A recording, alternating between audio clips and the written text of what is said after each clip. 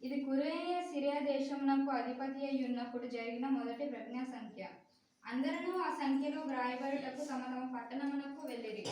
యోసేపు దావీదు వంశములోను గోత్రములోను పుట్టినవాడు గనుక తనకు భార్యగా ప్రదానము చేయబడి గర్భవతి అయి ఉండిన మరియతో కూడా ఆ సంఖ్యలో వ్రాయబడుటకు గలిలయలోని నజరేతు నుండి యూదియాలోని బెత్లెహేము అనబడిన దావీదు ఊరికి వెళ్ళెను. వారక్కడ ఉన్నప్పుడు ఆమె ప్రసవ దినములు నిండెను గనుక తన తొలిచూలు కుమారుని కొని పొత్తి గుడ్డలతో చుట్టి సత్రములో వారికి స్థలము లేనందున ఆయనను పశువుల తొట్టిలో పరుండబెట్టెను. మొదటి అధ్యాయము 26వ వచనము నుంచి 36 వరకు. మొదటి అధ్యాయము లూకాసు వార్త మొదటి అధ్యాయము 26వ వచనము నుండి 38 వరకు మన మధ్యలో ఉన్న శిరీష చదివింది.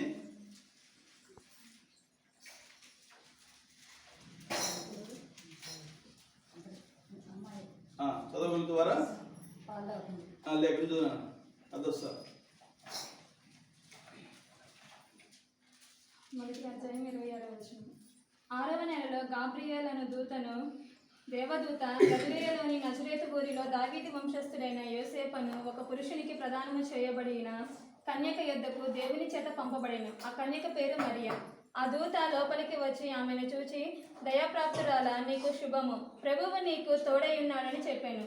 ఆమె ఆ మాటకు బహుగా తొందరపడి ఈ శుభవచనం ఏమిటో అని ఆలోచించుకొనుచుండగా దూత, మరియా, భయపడకుము, దేవుని వలన నీవు కృప పొందితివి. ఇదిగో నీవు గర్భము ధరించి కుమారుని కని ఆయనకు యేసు అని పేరు పెట్టుదువు. ఆయన గొప్పవాడే, సర్వోన్నతుని కుమారుడనబడును. ప్రభువైన దేవుడు ఆయన తండ్రి అయిన దావీదు సింహాసనమును ఆయనకిచ్చును. ఆయన యాకోబు వంశస్థులను యుగయుగములు ఏలును. ఆయన రాజ్యము అంతము లేనిదై ఉండునని ఆమెతో చెప్పెను. అందుకు మరియా, నేను పురుషుని ఎరుగని దాననే, ఇది ఎలాగ జరుగునని దూతతో అనగా, దూత, పరిశుద్ధాత్మ నీ మీదికి వచ్చును, సర్వోన్నతుని శక్తి నిన్ను కమ్ముకొనను గనుక పుట్టబోవు శిశువు పరిశుద్ధుడై దేవుని కుమారుడనబడును. మరియు నీ బంధువురాలు ఎలిజబెత్ కూడా తన వృద్ధాప్యం మందు ఒక కుమారుని గర్భము ధరించి ఉన్నది. గొడ్రాలనబడిన ఆమెకు ఇది 6వ మాసము. దేవుడు చెప్పిన ఏ మాట ఆయనను నిరర్థకము కానేరదని ఆమెతో చెప్పాను. అందుకు మరి, ఇదిగో ప్రభువు దాసురాలను, నీ మాట చొప్పున నాకు జరుగును గాక అనెను. అంతట దూత ఆమె యొద్ద నుండి వెళ్ళెను.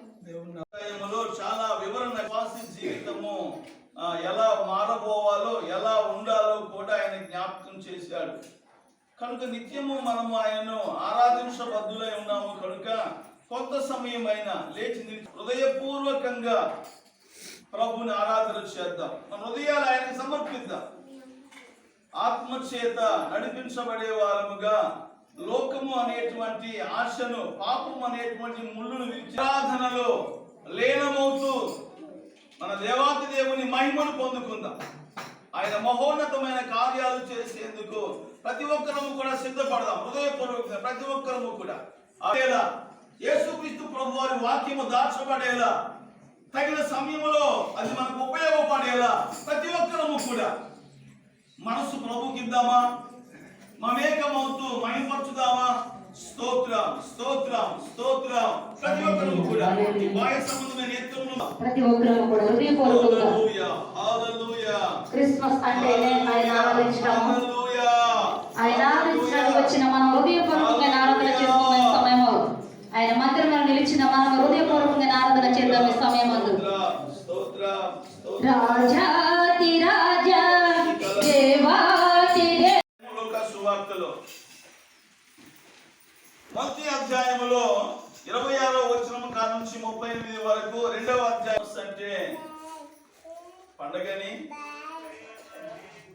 క్రిస్మస్ అంటే కొంత ఒక రకమైనటువంటి ఆలోచన చాలా మందిలో ఉంటుంది. కొంతమందిలో క్రిస్మస్ అంటే ఆరాధన, క్రీస్తుని ఆరాధించడం కొరకే అని కొంతమంది ఉంటుంది. సరే, ఏ భావకు చెందినా కానీ ముందు ఈ సత్యాన్ని అర్థం చేసుకుంటే తర్వాత వారి జీవితాలు దేవునికి సమర్పితం అవుతూ ఉంటవి. మనుషులు ఎవరు కూడా శక్తులేమి కూడా ఆపు చేయలేవు. తమకు తాముగా సమర్పించుకున్న వారిని ఎవరు ఆపలేరు. ఏ బలవంతము లేదు ఈ భక్తికి. బలవంతము చేత ఎవరు భక్తులు కాలేదు. బలవంతం ఏమీ కూడా లేదు. బలవంతము చేత ఎవరు భక్తులు కాలేరు. కాబట్టి ప్రభు ఇచ్చిన స్వేచ్ఛ అటువంటిది. ప్రభు వారు ప్రతి ఒక్కరికి స్వేచ్ఛనిచ్చాడు. బంధించలే ఉండలేదు ఎవరిని కూడా. నేను దేవుణ్ణి, మీరు ప్రజలు కాబట్టి, నేను మిమ్మల్ని సృజించాను కాబట్టి మీరు ఇలాగనే ఉండాలి అని చెప్పని ప్రతి ఒక్కరికి ఆయన ఏదో ఒక రకమైనటువంటి శిక్ష వేయలేదు. కానీ అందరి శిక్షను తను మోసి, అందరి శిక్షకు ఆయనే పరిహారాన్ని చెల్లించి ప్రతి ఒక్కరూ పరిశుద్ధులుగా ఉండాలనేటువంటి మంచి ఉద్దేశముతోనే ఆయన మనకు తన ప్రేమను చూపించాడు. దేవుని నామానికి స్తోత్రం. ఆ ప్రేమను మనం లేఖనాల్లో చూస్తున్నాము. ఆ దినములలో 2వ అధ్యాయము, లూకాసు వార్త 2వ అధ్యాయము చాలా జాగ్రత్తగా చూద్దాం. ఆ దినములలో సర్వలోకములకు ప్రజాసంఘం రాయబడిన ఐగుప్తు వలన ఆజ్ఞ ఆయన ఇది కురేలు స్త్రీలకు అధిపతి అయిన ఉన్నప్పుడు మొదటి సంఖ్య. దేవుని నామానికి స్తోత్రం. అందరూ ఆ సంఖ్యలో రాయబడుకు తమ పట్టణములకు వెళ్ళి యేసేపు దావీదు. దేవుని నామానికి స్తోత్రం. ఉన్నప్పుడు ఆమెకు ప్రసవ దినము నిండిన కనుక ఆమె తరుచుని కుమారుని కానీ పొత్తి గుడ్డలతో చుట్టి సత్రములో వారికి స్థలము లేనందున ఆయన పశువుల తొట్టులో పరుండబెట్టెను. దేవుని నామానికి స్తోత్రం. ఏ వచనాలు చాలా వివరంగానే ఉన్నవి. ఎందుకు వెళ్ళారో అక్కడికి, వెళ్ళిన తర్వాత ఏం జరిగిందో అక్కడ చాలా వివరంగా ఉన్నది. ఇక్కడ దాపరికి ఏమీ లేదు. దేవుని నామానికి స్తోత్రం. ఏమిటయ్యా ఇక్కడ అని చెప్పనంటే, యేసుక్రీస్తు ప్రభువు ఎక్కడ పుట్టారో ఎవరికి తెలియదు. ఇక్కడ దాచి ఉంచింది ఒకటే. ఇక్కడ దాచిపెట్టింది 7 వచనాల్లో ప్రభువు దాచింది ఏమిటంటే స్థలము. మన హృదయాల్లో మనం దీన్ని కొంచెం భద్రపరుచుకోవాలి. స్థలము లేనందువల్ల అన్నాడు. ఎక్కడ పుట్టాడో యేసు ప్రభు వారు ఎక్కడ పశువుల పాకలో పుట్టాడా, సత్రములో పుట్టాడా, దారిలో పుట్టాడా, లేక మరొకరి ఇంట్లో పుట్టాడనేటువంటిది అక్కడ ఎక్కడా కూడా రాయబడి లేదు. ఇది మనకు అర్థం కావాలి. స్థలము లేనందువల్ల సత్రములో తీసుకువెళ్ళి ఆయన్ని ఆ పొత్తి గుడ్డలతో చుట్టి పశువుల పాకలో ఆయన లేక పశువుల తొట్టిలో ఆయన అక్కడ పరుండ పెట్టడం వరకు అక్కడ రాయబడుతా ఉన్నది. మరి ఎక్కడ పుట్టాడు ప్రభువారు, ఎక్కడ ఈ మరియమ్మ యేసుని కన్నది, ఇది అర్థం కావాలి. ఎందుకు ఈ మాటలు రాయబడలేదు అని చెప్పనంటే మనుషులు బలహీనమైనటువంటి ఘట్టాలు. మనిషిని పక్కన పెట్టి స్థలాన్ని పూజిస్తారు. ఇది ఒక కారణం. ప్రభువుని పక్కన పెట్టేస్తారు. ఆ స్థలాన్ని ఏదైతే చేయకూడదో అది చేయటానికి మనిషి ముందుకు వస్తాడు. ఏదైతే చెయ్యాలో దాన్ని చేయలేకపోతాడు. ప్రభువు చేత పట్టబడినటువంటి పౌలు అనేటువంటి పరిశుద్ధుడు భక్తుడు ఆ మాట జ్ఞాపకం చేశాడు.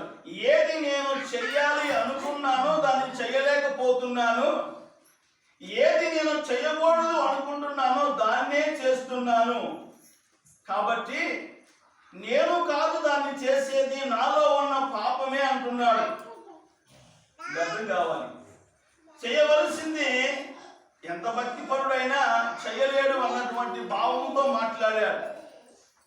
ప్రభువారు ఎక్కడ పుట్టారో రాయలేకపోవడం గల కారణం అదే. ఏ రోజు 25, 30 తారీఖు, డిసెంబరా, జనవరి, లేకపోతే ఇలాగా ఎందుకు రాయలేదు అంటే రాయలేక కాదు, సత్యాన్ని పక్కన పెట్టేసి మనుషులు అక్కడే ఇరక్కపోతారని, అది దేవునికి నచ్చక.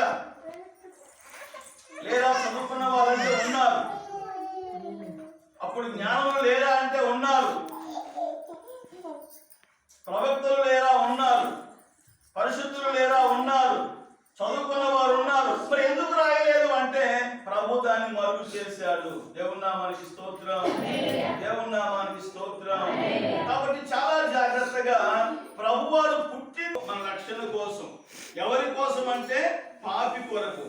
నేను పాపిని కాదండి, పరిశుద్ధుని అంటే నీకు యేసు ప్రభు అక్కరా లేదు. ప్రభువారి మాటల్లోనే అన్నాడు, పరిశుద్ధుల కొరకు నేను రాలేదు, పాపులను పిలువవచ్చుదని అన్నాడు. యేసు ప్రభు వచ్చింది నశించిపోయే వారిని రక్షించుల కొరకు వచ్చాడు. పాపం అనేటువంటి నాశనములో ఉన్న వారికి పరిశుద్ధత అనేటువంటి జీవం ఇవ్వటానికి తన రక్తాన్ని కార్చడం కొరకు వచ్చాడు. ఈ సత్యము అర్థం కావాలి. యేసుక్రీస్తు ప్రభు వారి మాటల్లో ఉన్నటువంటి కృప మనకు తెలియపరచబడాలి. వాక్యము జ్ఞాపకం చేస్తుంది. ఈ మొదటి అధ్యాయము మనం చూసినట్లయితే 26వ వచనము నుంచి రాయబడుతున్నటువంటి మాటల్లో అక్కడ యేసుక్రీస్తు ప్రభు వారి జననము విధానము తెలియపరుస్తున్నాడు. ఎలా ఆయన పుట్టబోతున్నాడు, ఎలా యేసుక్రీస్తు ప్రభు వారు ఈ భూమి మీదకి రావాల్సి ఉన్నదో ఆ విధానాన్ని ఇక్కడ చాలా వివరంగా రాస్తున్నాడు. గాబ్రియేలు దూత మరి దగ్గరకు వచ్చి మాట్లాడటము ఈ వివరణ. ఆమె కాడికి వచ్చి మాట్లాడుతున్నాడు గాబ్రియేలు. నజరేతు ఊరిలో ఉన్నటువంటి దావీదు పడినటువంటి ఒక కన్య దగ్గరకు వచ్చేసి దయాప్రాప్తురాలా నీకు శుభం అని చెబుతున్నాడు. మనకు అర్థం కావాలి. యేసుక్రీస్తు ప్రభు వారి పుట్టుక అనేటువంటిది ఆశ్చర్యము. దేవుని నామానికి స్తోత్రం, దేవుని నామానికి స్తోత్రం. దూత వచ్చి వార్త చెబుతున్నది, నీవు గర్భవతి అవుతున్నావు, పరిశుద్ధాత్మ దేవుడు నిన్ను ఆవరిస్తున్నాడు, పరిశుద్ధుడిగా దేవుడు నీలో పుట్టబోతున్నాడు అని కన్యకతో మాట్లాడుతూ ఉన్నప్పుడు ఆ కన్యక ఒప్పుకున్నట్లుగా ఇక్కడ మనం 38లో చూస్తున్నాము. నీ మాట చొప్పున నాకు జరుగును గాక, మరి నాకు పెళ్లి కావాల్సి ఉంది, ప్రదానము చేశారు, రేపు మాపో నాకు పెళ్లి అవుతా ఉన్నది కాబట్టి నాకు ఇలాగ తమ జీవితాలను దేవుడికి అర్పించుకున్నారు. ఇంకెవరు లేక కాదు, ఎవరికి వారే. యూదుల రక్షణ కొరకు ఎస్తేరు సమర్పించుకుంది. ప్రాణం పోయినా పర్వాలేదు, రాజు దగ్గరకు వెళ్తాను అని వారి సమర్పణ. రక్షకుని కొరకు వారి త్యాగము. కన్య గర్భము ద్వారా రక్షకుడు రాబోతున్నాడు ప్రవచనము. యెషయా అనేటువంటి భక్తుడు ప్రవచించాడు కన్య ద్వారా. మీకా ప్రవక్త ప్రవచిస్తున్నాడు, ఇర్మియా ప్రవక్త ప్రవచిస్తున్నాడు. ప్రవచనాలు 9 మంది ప్రవక్తలు ప్రవచించారు ఆయా కాలాలలో, ఆయా సందర్భాలలో, ఆయా ప్రాంతాలలో. ఒక్క స్థలంలో కాదండి, ఈ ఒక యక్షగానంలో మాట్లాడితేనే కాదు, లేదు ఈ ఒక మండలంలో కాదు, ఒక జిల్లాలో కాదు, ఆయా స్థలములలో ఉన్నటువంటి ప్రవక్తలు ప్రవచించారు. యేసు ఇలా రాబోతున్నాడు, రక్షకుడు ఇలా రాబోతున్నాడు, సృష్టికర్త ఇలాగ కన్య గర్భము ద్వారా రాబోతున్నాడు అని ప్రవచించారు. ఈ ప్రవచనాలు విన్నటువంటి మరియ ఉత్తమురాలు, ధన్యురాలు, దయాప్రాప్తురాలు. ఆమె ప్రార్థన దేవుడి, ఆమె దేవునికి అనుకూలంగా ఉన్నది. ఆమె ప్రవర్తన ద్వారా ఆమె కాపాడుకుంది. ఒక మాట చెప్పాలంటే భక్తి విషయంలో ఎన్నో ముసుగులు, మోసాలు జరుగుతూ ఉన్నది. ఒక మాట చెప్పుకోవాలంటే జరిగేది భక్తిలోనే, ఎక్కువ మోసాలు జరిగేది భక్తిలోనే. ఎంతమంది ఉన్నారు ప్రభువు పేరు నేను యథార్థంగా ఉంటాను, పరిశుద్ధంగా ఉంటాను, నన్ను నేను కాపాడుకుంటాను, ఇతరులను కాపాడుతాననే వారు ఎంతమంది ఉన్నారు? ఈ మరి అటువంటి త్యాగం చేసింది కాబట్టి ఆమె ధన్యురాలు. దేవుని నామానికి స్తోత్రం, దేవుని నామానికి స్తోత్రం. స్త్రీలందరిలో నీవు కొనియాడబడదు, ఆమెకు బిరుదు. స్త్రీలందరిలో నీవు కొనియాడబడదువు. ముందాలేమో రాళ్ళతో కొడతాము, తర్వాత ఏమో కిరీటం పెడతామంటే ఏమంటారు మీరు? చెప్పుకుందాం. ముందేం చేస్తారు? రాళ్ళతో కొడతాము, తర్వాత సింహాసనం మీద కూర్చోబెడతామంటే ఏమంటారు? మేము పరిగెత్తి పాలు తాగమయ్యా, నిలబడి నీళ్ళు తాగుతాం అంటారు. అంతేనా? పాలు తాగి మేము పరిగెత్తాము, నీళ్ళైనా పర్వాలేదు, నీడ పట్టిన కూర్చుంటామని చెప్పి అంటారా? అనరా? చెప్తాం మన మాట. ఏమంటారు? ముందు రాళ్ళతో కొడతాము, తర్వాత సింహాసనం మీద కూర్చోబెడతామంటే ఏమంటారు? రాళ్ళతో కొట్టు, సింహాసనం ఎక్కించంటారా? అంటారా? అనం కదా. చచ్చిపోతామేమో రాయితో కొడితే, వద్దు ఆ సింహాసనం వద్దు, ఆ రాయి వద్దు అంటాం. ఇప్పుడు ఎందుకన్నారు? ఆమె ధన్యురాలని మరియమ్మనే ఈ నింద మోసింది కాబట్టి. యేసుక్రీస్తు ప్రభు వారి దగ్గరకు ఒక స్త్రీ లాక్కొని వచ్చారు. మనం చూస్తున్నాం 23-25 వచనాలు. అని ప్రభు తన ప్రవక్త ద్వారా పలికిన మాట నెరవేరునట్లు ఇదంతయు జరిగెను. ఇమ్మానుయేలు పేరునకు అర్థము, భాషాంతరము, దేవుడు మనకు తోడిన అర్థము. యేసేపు నిద్ర మేలుకొని ప్రభువు తనకు ఆజ్ఞాపించిన ప్రకారము చేసి తన భార్యను చేర్చుకొని ఆమె కుమారుని కనువరకు ఆమెను ఎదుర్కొండెను. అతడు ఆ కుమారునికి యేసు అని పేరు పెట్టిన. దేవుని నామానికి స్తోత్రం, దేవుని నామానికి స్తోత్రం. జాగ్రత్తగా ప్రభువారు తెలియపరిచాడు ఆమెకు. వెంటనే ఆయనకు అర్థమైపోయింది, దేవుని ఆత్మ అమ్ముకున్నది, బలవంతుడైన దేవుడు వస్తున్నాడు, రక్షకుడు వస్తున్నాడు, సృష్టికర్త వస్తున్నాడు. కను వరకు ఆమెను ఆయన కాపాడుకున్నాడు. దేవుని నామానికి స్తోత్రం. ఎక్కడికి వెళ్ళాలనండి, ఎక్కడికి వెళ్ళాలని ఆమెతో పాటు వెళ్ళటానికి సిద్ధపడ్డాడు అని అంటే సమర్పణ కదా. దేవుడా దైవమా నేను రానుకోనే వాళ్ళు లేరంటారా? మనం పాట పాడుతున్నాం, బెత్లెహేములో సందడి, పశుల పాకల్లో సందడి యేసయ్య అని మనం పాడుతున్నాం పాట. బెత్లెహేములో సందడి ఉందంటారా? లేదు. బెత్లెహేములో సందడి లేదు. అక్కడ ఉన్నదంతా కూడా ఏమిటాయంటే రోధన, అక్కడ ఉన్నంతా ఏంటంటే వేదన, అక్కడ ఉన్నంతా ఏంటంటే భయంకరమైన బాధ. ప్రతి తల్లి కూడా రొమ్ము కొట్టుకుంటుంది. హేరోదు అనేటువంటి రాజు 2 ఏళ్ల లోపు పిల్లల్ని చంపమని ఆజ్ఞాపించాడు. చంపేయండి, ఈ జ్ఞానులు నాకు సమాచారం ఇస్తానని చెప్పారు, రాజుగా నేనే ఉండాలి, మరొక రాజు పుట్టడానికి వీలు లేదని చెప్పని ఈ హేరోదు అనేటువంటి రాజు చంపమన్నాడు. 2 సంవత్సరాలు దాటిన పిల్లలందరినీ కూడా చంపమన్నాడు. ఇంక ఎలా సందడి అంటారు అనుకుందామంటారా? ఎలా సందడి చేశారు వారు అని అంటే అక్కడ అవకాశము లేదు. అవకాశం అక్కడ లేదు. మత్తయి సువార్త 2వ అధ్యాయము, మత్తయి సువార్త 2 ఒకసారి రండి. మత్తయి సువార్త 2వ అధ్యాయము, మత్తయి సువార్త 2వ అధ్యాయము చూద్దాం, చాలా జాగ్రత్తగా చూద్దాం. ఇక్కడ నేను చదువుతున్నాను చూడండి. మత్తయి సువార్త 2వ అధ్యాయము 14వ వచనము. అప్పులోను 2 సంవత్సరములు మొదలుకొని తక్కువ వయసు గల మగ పిల్లలందరినీ వధించను. అందువలన రామాలు అంగళాలకు వినపడెను. ఏడ్పును మహారోదన ధరి కలిగెను.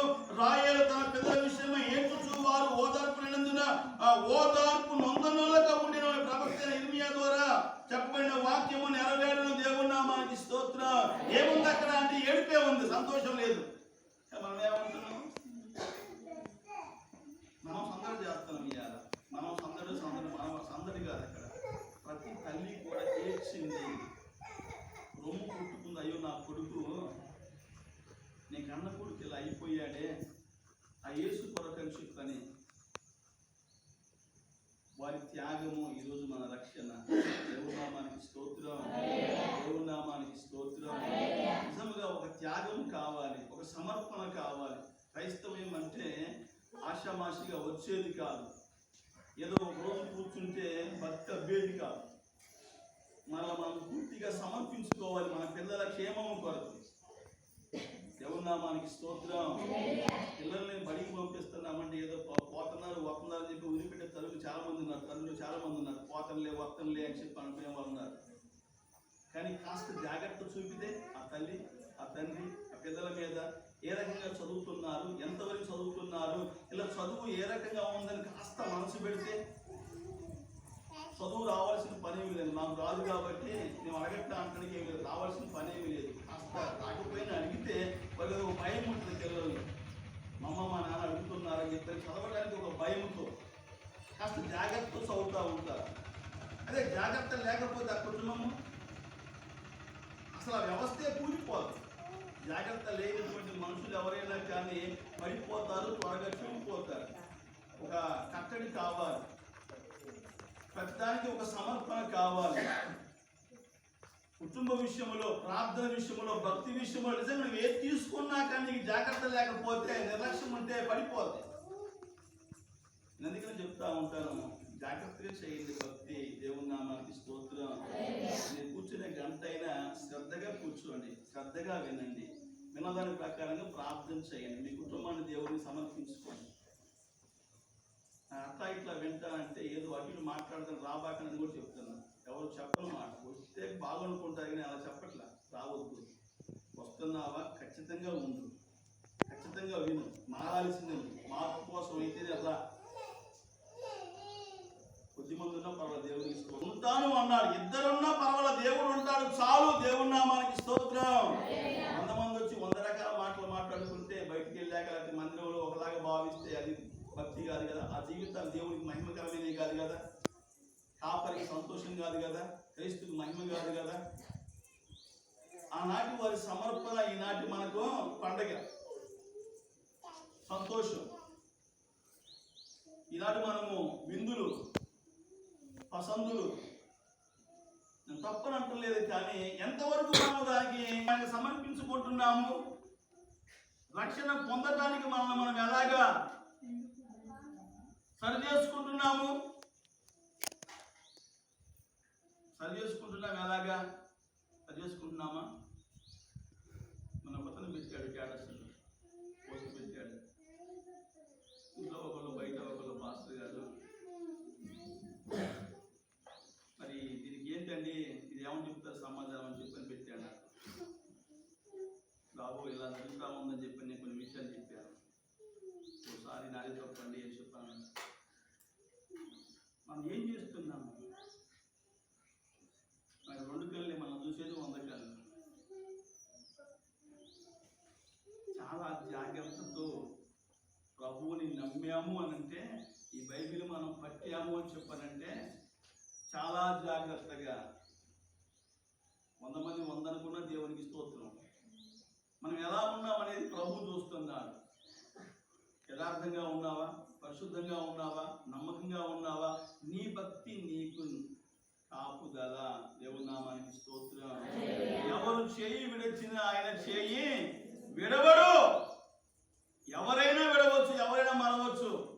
ఆయన విడిచేవాడు కాదు, మరిచేవాడు కాదు. అటువంటి భక్తి చేయాలంటా నేను.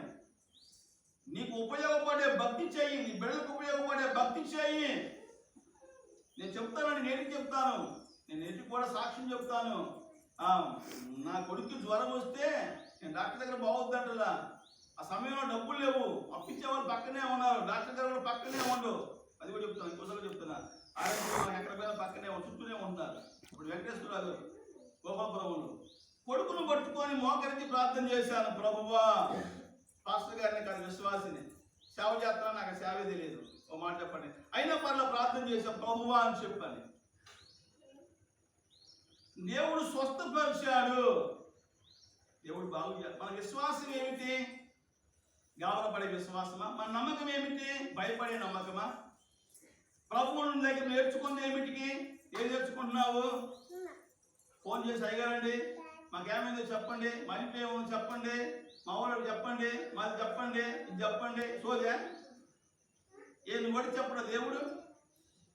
నీవు ప్రార్థన చేస్తే దేవుడు జవాబు ఇవ్వడా? 33:3 ఇర్మియా గ్రంథం. నువ్వు నాకు మొరపెట్టుము, నేను నీకు చెబుతాను, నీకు చెబుతాను, నాకు ప్రార్థన చెయ్యి. మత్తయి సువార్త 6వ అధ్యాయం చదవండి. రహస్యమందు ప్రార్థన చేయమంటాడు. ఎక్కడ చేయాలి ప్రార్థన?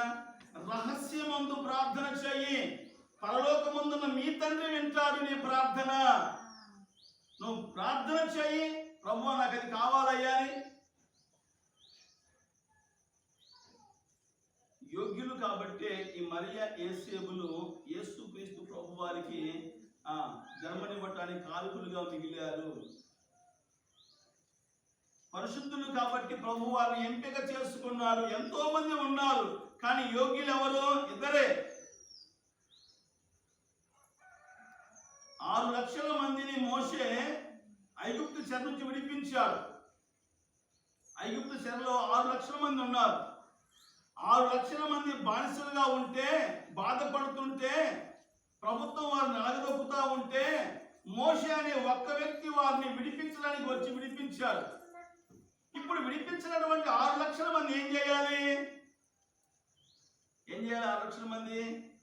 ఇప్పుడు వాళ్ళకి ఏ పని లేదు, వాళ్ళకి కావలసినటువంటి ఆహారం వస్తుంది, వాళ్ళు పాలు తేనెలు ప్రవహించే ప్రాంతానికి వెళ్తున్నారు, కానాను అనే ప్రాంతానికి వెళ్తున్నారు. వారు వెళ్ళకుండా ఏం చేయాలి ఇప్పుడు అంటే? దేవుణ్ణి వారు ఆరాధించాలి, దేవుణ్ణి వారు నమ్మాలి, దేవుని వారు వెంబడించాలి. కానీ ఏం చేస్తా ఉన్నారంటే, మాకు చేపల కూర కావాలంటున్నారు. ఏం కావాలి? మనకు కుమారుడు అనుగ్రహింపబడెను, మనకు కుమారుడు. ప్రార్థన చేసుకుందాం. ఆడపిల్లలు గలటువంటి తండ్రులు బాధపడబాకండి, భయపడబాకండి. మీకు కుమారుడు ఉన్నాడు, ఆయనే క్రీస్తు యేసు. మాకు ఆడపిల్లలే కొడుకులని చెప్పి మీరు భయపడొద్దు, బాధపడొద్దు. యెషయా గారి ప్రవచనం అది 9వ అధ్యాయం 6వ వాక్యము. ఎలాగెలా చదువుకోండి. ఏదైనా మనకు కుమారుడు అనుగ్రహించబడెను. మీ కుమారుడు పుట్టాడు. ఆడపిల్లలే కాదు, మొక్కలుగా యేసు కూడా మీకే ఆ వాక్యం సత్యమది కాబట్టి అనుమానించుకుందాం, ప్రార్థన చేసుకుందాం. యేసు క్రీస్తు ప్రభువారి పుట్టుకను మనం జ్ఞాపకం చేసుకుని మనం మార్చుకుందాం, ప్రార్థన చేసుకుందాం, ప్రభు వైపు చూద్దాం. ప్రతి ఒక్కరు కూడా హృదయపూర్వకంగా సమర్పించుకుందాం. మనం సరి చేసుకోవడానికి సమయం. హృదయాలు సరి చేసుకోబడాలి. కుటుంబాల్లో ఆచారాలు కాదు కానీ వాక్యపు కృపలు నింపబడాలి. తాతల తండ్రుల ఆచారాలు కాదు, ఆలోచనలు కాదు కానీ క్రీస్తు వాక్యపు సత్యము, వెలుగు, వాక్యము ప్రకారంగా మనం అప్పగించుకోవడానికి, మన పిల్లలకు మేలు కలిగేందుకు. మన తల్లి ద్వారా తండ్రి ద్వారా మనకు మేలు కలగలేదేమో, వాళ్ళు సరిగా భక్తులు చేయలేదేమో, మనం సరిగా భక్తి చేసి మన పిల్లలకు మేలు కలిగేలాగా నిలవబడదాం. ప్రార్థన చేసుకుందాం. ప్రతి ఒక్కరు ఎవరు మౌనంగా ఉండగా ప్రార్థన చేద్దాం. మన మధ్యలో అమ్మగారు ప్రార్థన చేస్తారు. ప్రార్థన. ప్రార్థన చేసుకుందాం. స్తోత్రములు నాయన, పరిశుద్ధుడా, మహోన్నతుడా, మహాగణుడా, మీ ఘనమైన నామాన్ని బట్టి వందనాలు, కృతజ్ఞతలు, స్తుతులు, స్తోత్రాలు చెల్లిస్తూ ఉన్నాము.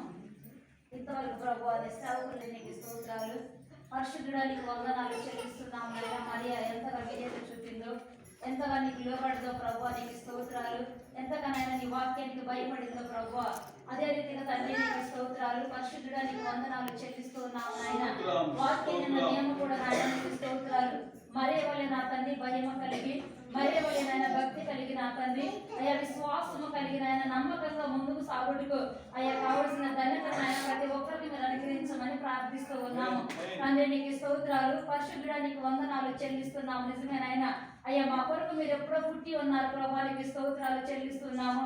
పరిశుద్ధుడా నీకు వందనాలు చెల్లిస్తున్నాము. నాయన అయ్యా నువ్వు పుట్టావు నా తండ్రి, పెరిగావు, పెద్దవాడు అయ్యావు అయ్యా, తిరిగి మరలా నా తండ్రి మా మధ్యకు నువ్వు రాబోతూ ఉన్నావు. తండ్రి నీకు స్తోత్రాలు, పరిశుద్ధుడా నీకు వందనాలు చెల్లిస్తూ ఉన్నాము. నాయన మమ్మల్ని మేము భూమి మీద సిద్ధపరచుడు కొనుకొడుతూ మమ్మల్ని మేము మార్చుకుంటూ ప్రభువా నీలో అంటగట్టబడుటకు నాయన కావలసిన ధన్యత నా తండ్రి అయ్యా వాక్యమైన ప్రతి బిడ్డకు మీరు సహాయం చేయమని ప్రార్థిస్తూ ఉన్నాము.